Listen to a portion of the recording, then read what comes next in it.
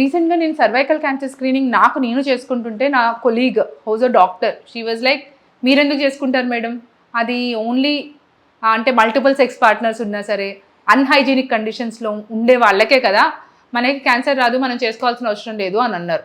So educated వాళ్ళకి కూడా ఈ ఒపీనియన్ ఉంది. సో ఇది నిజమా కాదా? అంటే మీరు మల్టిపుల్ సెక్స్ పార్ట్నర్స్ లేనంత మాత్రాన మీకు వెజైనల్ హెల్త్ అంటే హైజీన్, పెరీనియల్ హైజీన్ బాగా మెయింటైన్ చేస్తున్నాం అన్న మాత్రాన మీకు సర్వైకల్ క్యాన్సర్ రాదా అంటే అది మిత్.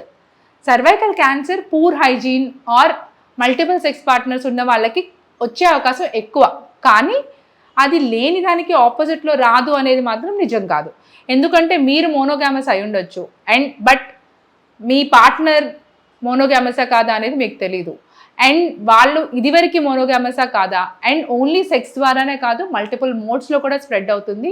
సో ప్రతి ఒక్కరు cervical cancer screening and vaccination చేయించుకోవాలి.